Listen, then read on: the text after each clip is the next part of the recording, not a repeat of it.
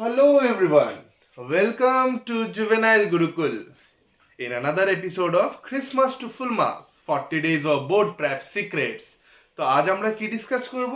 How to balance course CBSE class 10 syllabus versus marks distribution এবং সিলেবাসটা পুরোটাই জেনে নেব আজকে। আমি তোমাদের দেবানজন দাদা। তোমাদের জন্য নিয়ে চলে এসেছি gift of Christmas boards May full marks.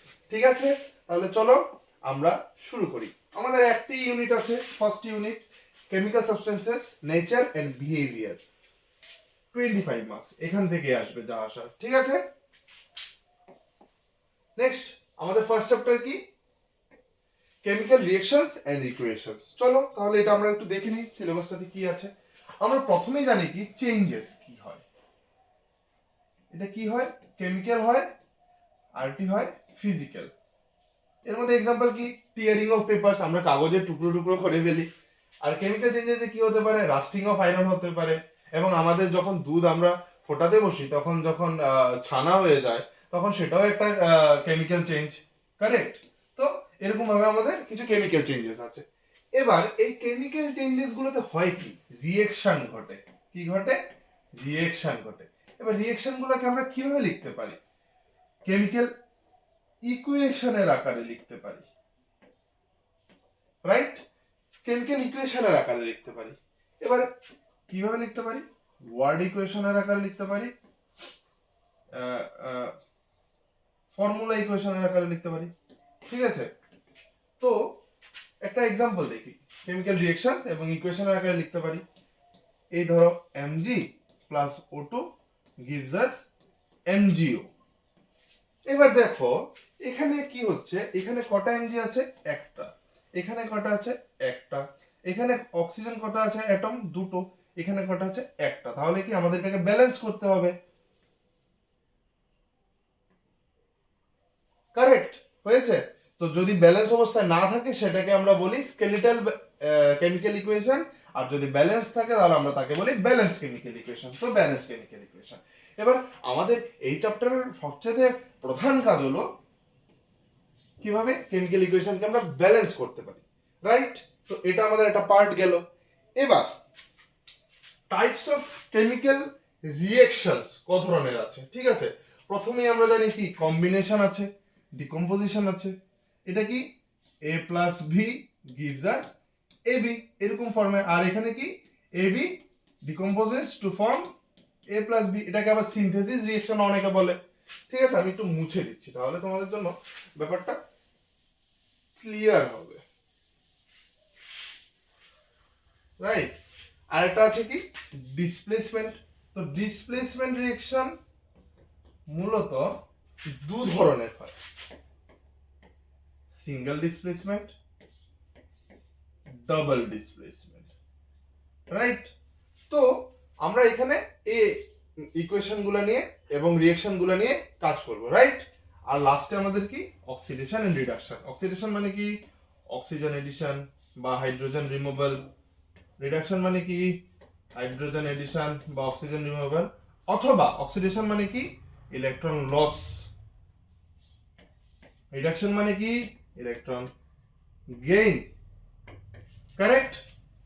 আর একটা কি আমাদের, এবার এখান থেকে আমরা যখন ডাবল ডিসপ্লেসমেন্ট নিয়ে আলোচনা করি তখন কি হয়, একটা ইনসলিউবল সাবস্টেন্স পাই আমাদের যে রিঅ্যাকশন মিডিয়াতে, সেটাকে আমরা বলছি প্রিসিপিটেট।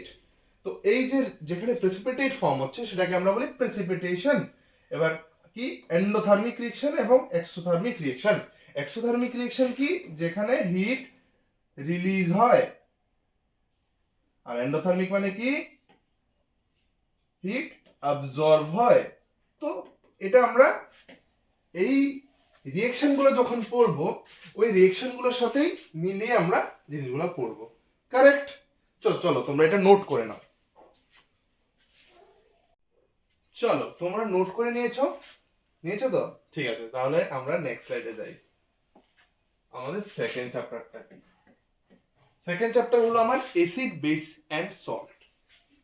অ্যাসিড ও বেস। অ্যাসিড কি? অ্যাসিড প্লাস ওয়াটার, মানে যখন আমরা অ্যাসিডকে ওয়াটারে ডিসলভ করি তখন হাইড্রোজেন আয়নস আমরা পাই। ফাইন।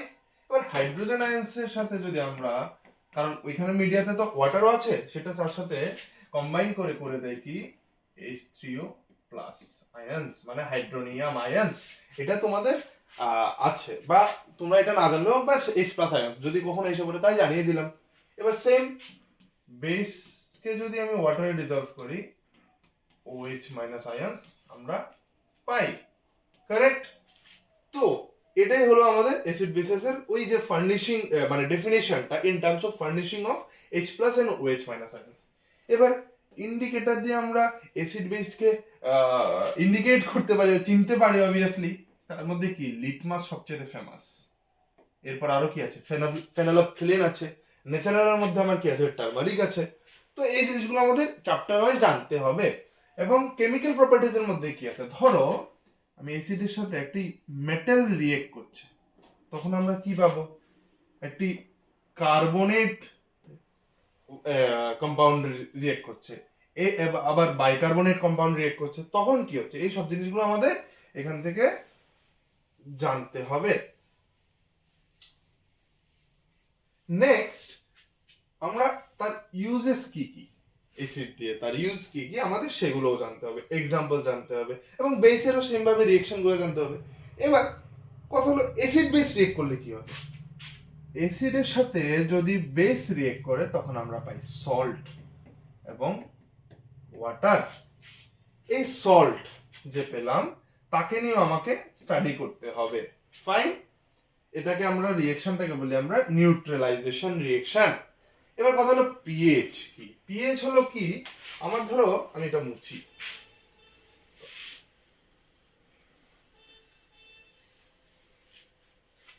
পিএইচ আমার কি, ধরো আমার একটা স্কেল আছে 0 থেকে 14, তার মাঝামাঝি কি আছে 7।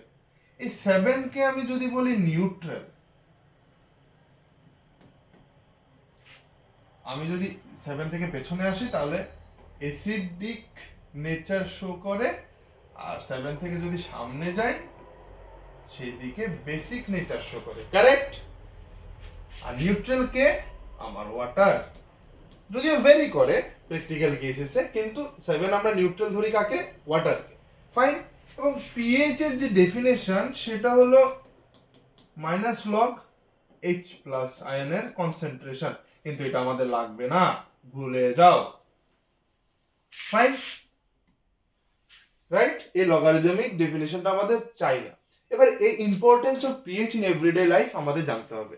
ইম্পর্টেন্স কি, ইম্পর্টেন্স হলো ধরো আমাদের বলি না আমাদের অ্যাসিড হয়েছে, অ্যাসিড হয়েছে মানে কি, আমাদের পেটের মধ্যে তো হাইড্রোক্লোরিক অ্যাসিড প্রডিউস হয়, ওই হাইড্রোক্লোরিক অ্যাসিড যখন প্রডিউস হয় সেটা আমাদের বুক জ্বালা করে বলি না, তো হাইড্রোক্লোরিক অ্যাসিডকে প্রশমিত তো করতে হবে, নিউট্রালাইজ করতে হবে, তাহলে কি আমরা একটা বেস দেবো, তো বেস কি আমরা মিল্ক অফ ম্যাগনেসিয়া কনজিউম করি, রাইট? তো এরকম বিভিন্ন এক্সাম্পল, ধরো একটা বি ওয়াস্প স্টিং কাটলো আমাদের, কামড় দিল, সেখানেও আমরা চুন দিয়ে দিই কোথাও কোথাও, কারেক্ট?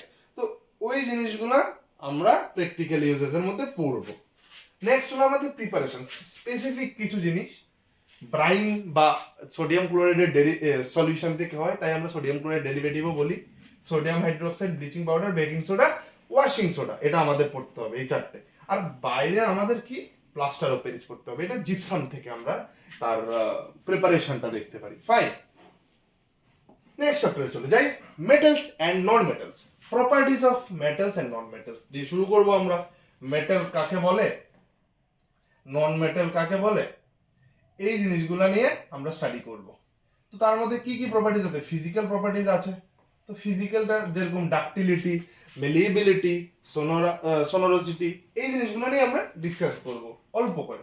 মূলত আমাদের ইম্পর্টেন্ট কি, কেমিক্যাল প্রপার্টিজ, তার মধ্যে কি মেটাল কিভাবে অক্সিজেনের সাথে রিয়েক্ট করে, কিভাবে অন্যান্য ধরো আর কি বলা যায় কার্বনেট এর সাথে কিভাবে রিয়েক্ট করে, সেম বাইকার্বনেট এবং অন্যান্য কাদের সাথে রিয়েক্ট করে সেগুলো আমাদের জানতে হবে।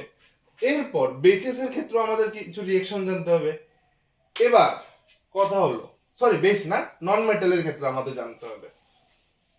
এবার কথা হলো মেটাল আর নন মেটাল কিভাবে রিয়েক্ট করবে।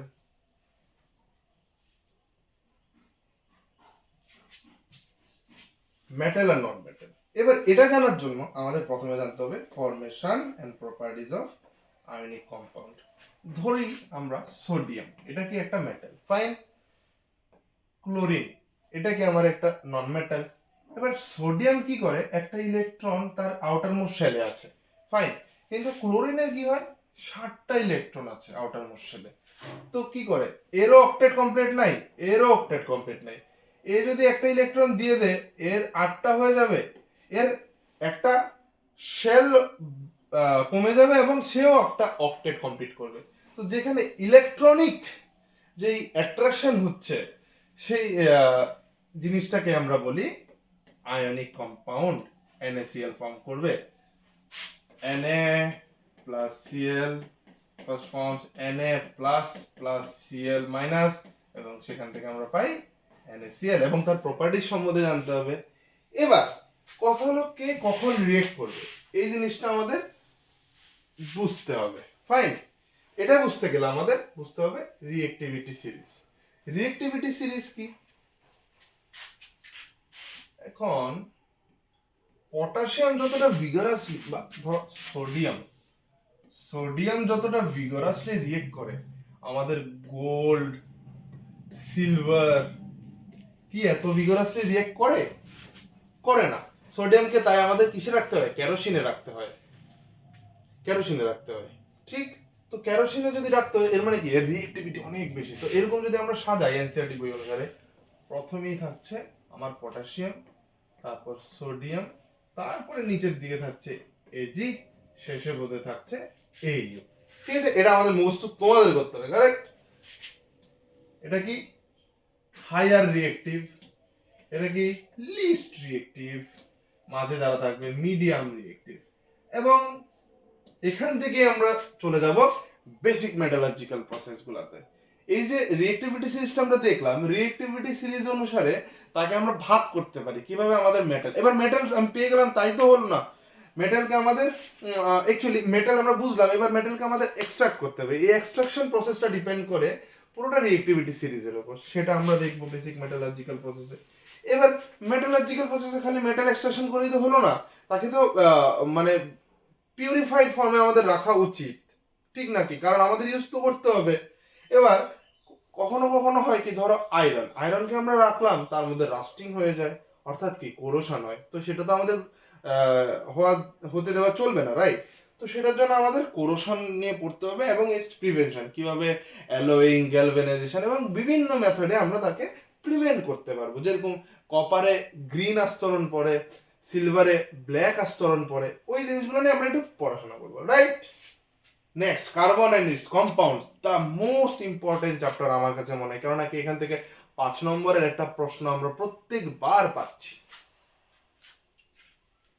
Covalent bonds formation. Covalent bond কি? কার্বন, কার্বনের আউটার মোস্ট শেলে 4টে ইলেকট্রন আছে, এটা তোমরা জানো কারণ তোমরা 9-এ পড়েছো। টোটাল কটা? 6টা, কি তাই তো? এই পিছনে বসে বসে দেখছে ছাত্ররা, তো 6টা ইলেকট্রন আছে, কারেক্ট। এই 6টা ইলেকট্রনের মধ্যে আমরা কি জানি, ভ্যালেন্স ইলেকট্রনই তো রিঅ্যাকশনে পার্টিসিপেট করে, কারেক্ট। এই ভ্যালেন্স ইলেকট্রন, সরি কম্পাউন্ড ফর্মেশনে পার্টিসিপেট করে। এই ভ্যালেন্স ইলেকট্রনের মধ্যে 4টে আছে। এবার 4টে ইলেকট্রন আমরা আগে কি দেখলাম, একটা ইলেকট্রন দিয়ে দেয়, আরেকজন নেয়। তো 4টে ইলেকট্রন দেওয়া এবং 4টে ইলেকট্রন নেওয়া খুব কঠিন, কারণ এতে অনেক এনার্জি কনজিউম হয়, কিংবা অনেক এনার্জি নিতে হয়। তো সেটা এনার্জেটিক্যালি পসিবল না। তাই কি করে, কার্বনের মতন এলিমেন্ট গুলা কি করে, আরেকটা কার্বনের সাথে জোট বাঁধে এবং পার্মানেন্টলি ইলেকট্রন শেয়ার করে। কি করে? শেয়ার করে। একে আমরা কি বলি? Covalent bond. আমরা ডিটেইলসে জানবো এটা। আর এবার সেখান থেকে আমরা যাব ভার্সেটাইল নেচার অফ কার্বন, কিভাবে কার্বন লং চেইন ফর্ম করছে, কেন করছে এবং তার মধ্যে অ্যালোট্রোপস আমরা কেন দেখতে পাচ্ছি। এটা যদি একটু কম আছে তো আমরা জাস্ট বলে দিলাম ডায়মন্ড, গ্রাফাইট এবং ফুলারিনস আছে। এবার ভার্সেটাইল নেচার অফ কার্বনটা পড়বো, ঠিক আছে, কেন কার্বন 4টা ইলেকট্রন শেয়ার করতে পারে না, 4টা ইলেকট্রন নিতে সরি 4টা ইলেকট্রন দিতে পারে না, নিতে পারে না, ফাইন, এটা আমরা দেখব। এবার কথা হলো যে হাইড্রোকার্বনস কি? হাইড্রোকার্বনস হলো কার্বন আর হাইড্রোজেনের যেই কম্পাউন্ড গুলো হয়, ধরো মিথেন, সিম্পলেস্ট হাইড্রোকার্বন, ঠিক, এটা তোমরা জানো। এবার যদি বলি এটা কি কম্পাউন্ড বলো তো, বলবে আমাকে কমেন্টে, এটা কি কম্পাউন্ড আমাকে বলবে। এবার তোমরা কি জানো, ডাবল বন্ড থাকলে কি অ্যালকিন, অ্যালকাইন, সিঙ্গেল বন্ড থাকলে অ্যালকেন।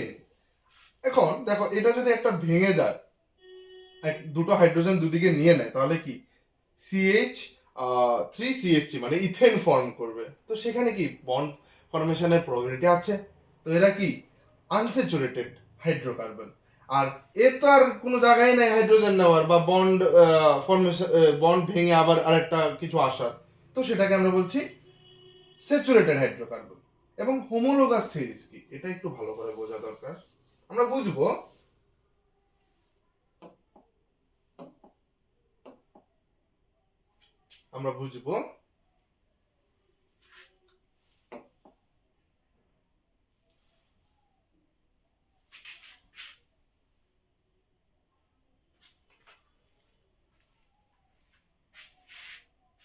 ঠিক আছে, আমরা এভাবেই করি, কোনো অসুবিধা নেই। আমি বড় স্ক্রিন পেয়ে গেলাম তো, পরে আমরা নেক্সট পার্টে দেখে নেব। এবার আমাদের কি, ধরো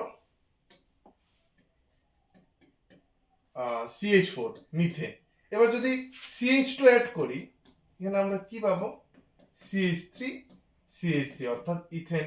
এরপরে আবার CH2 অ্যাড করলে কি পাবো, CH3CH2CH3 মিথ ইথ প্রোপেন পেলাম। আবার যদি CH2 অ্যাড করি, CH3CH2CH2CH3 কি পেলাম, বিউটেন। তো দেখো আমরা যখন CH2CH2 করতে এগোচ্ছি, আমরা একটা সিরিজ ফর্ম করতে পারছি, তাকে আমরা বলি হোমোলোগাস সিরিজ। ঠিক আছে, চলো নেক্সট পার্টে আমরা আমাদের আর কি আছে আমরা একটু দেখে নিই। ফাইন, আমরা হ্যাঁ এখন যে নামগুলো বললাম, মিথ, ইথ, প্রোপ,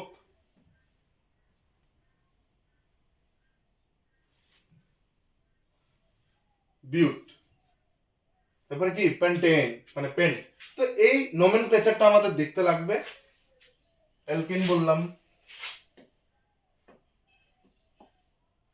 অ্যালকিনস বললাম, অ্যালকাইন বললাম, এই কার্বন কম্পাউন্ড গুলো। এবার আমাদের এখানে আবার কি ফাংশনাল গ্রুপ জানতে হবে, অ্যালকোহলস, হ্যালোজেনস, কিটোনস, এলডিহাইডস, কিন্তু বুকে অন্যগুলোও আছে, অ্যাসিড গ্রুপও আছে, মানে কার্বক্সিলিক অ্যাসিড গ্রুপও আছে। ঠিক আছে, চলো নেক্সটে যাই। নেক্সট আমাদের কি carbon and its compounds, chemical properties of carbon compounds. Reaction গুলো আমাদের জানতে হবে, combustion, oxidation, addition, substitution reaction.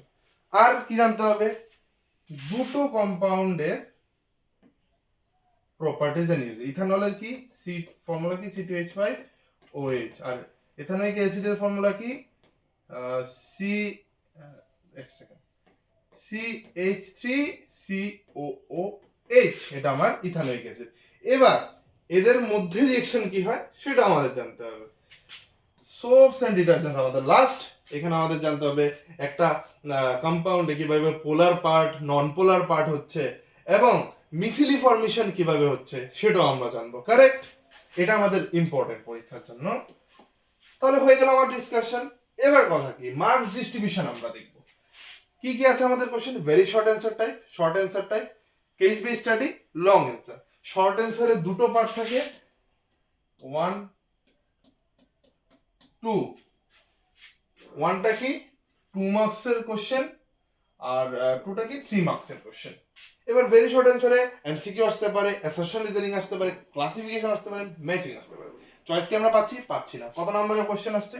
8 নম্বরের। ইন্টারনাল কোনো স্প্লিট আছে? নেই। এবার শর্ট অ্যান্সারে আমরা কি দেখতে পাচ্ছি? একটি কোশ্চেন আসছে, এবং 3 মার্কসে আমরা কটা কোশ্চেন আসছে দেখতে পাচ্ছি? দুটো কোশ্চেন আসছে। কেস বেস স্টাডিতে একটা কোশ্চেন আসছে। আর 5 মার্কসে আমার কটা কোশ্চেন আসছে? 5টা কোশ্চেন আসছে। এখানে দেখো 8 8 4 কত হলো? 16 20 5 25 কমপ্লিট। ইন্টারনাল স্পিড আছে 3 মার্কসের জন্য, মূলত 2 মার্কসে নাই আসে। আবার এটা 1+2 ও হয়ে যেতে পারে, এই যে 3 মার্কসের স্পিডটা। এখানে দেখো অ্যানালিটিক্যালে যে কেস বেস স্টাডি, এটা এখানে মূলত এই যে 2 মার্কসের কোশ্চেন, এটাতে একটা অর থাকে, ঠিক আছে? আর 5 মার্কসের কোশ্চেন পুরোটাতেই অর থাকে, ঠিক আছে? আর এটা আমরা বললাম তোমাদের, তো এটাই মোটামুটি এটা ধারণা এই ইউনিট থেকে যা কোশ্চেন আসার আসবে। তো এটা বলে দিলাম। আজকে আমরা এখানেই শেষ করছি। তো সবাই তোমরা like, share, comment and subscribe করবে। আমি 3টা হোমওয়ার্ক দিয়েছি নামগুলা লেখার জন্য, তো এটা তোমরা নামগুলা লিখবে কম্পাউন্ডগুলার, অ্যালকেইন, অ্যালকাইনের কি কি নাম হয়। তো কমেন্ট করবে ওইটা। আমাদের ভিডিওটা পছন্দ করলে আমাদেরকে সাবস্ক্রাইবও করবে প্লিজ। সো থ্যাংক ইউ আমাদের ভিডিওটা দেখার জন্য। আমাদের ইউটিউব এবং ফেসবুকে আমরা এখন কন্টেন্টগুলো দিচ্ছি জুভেনাইল গুরুকুলে। তোমাদের যদি কোনো ডাউট থাকে তোমরা মেল করতে পারো কিংবা কল করতে পারো, নাম্বার দেওয়াই আছে। অথবা তোমাদের যদি কোনো ডাউট আমাদের কাছে পার্সোনালি এসে জিজ্ঞেস করতে হয়, তাই আমরা আমাদের ঠিকানাও দিয়ে দিলাম। Birendra Kiranalay, west side of Indranagar high school, Indranagar, Agartala, Tripura west. ঠিক আছে, তাহলে আজকে আমরা এখানেই ছাড়ছি। সবাই খুব ভালো থাকবে, সবাই খুব ভালো করে পড়াশোনা করো যাতে আমরা ফুল মার্কস পেতে পারি। এবং এটা নিয়ে আজকে আমরা এক্সাইটেড ভাবে শেষ করছি। জয় হিন্দ।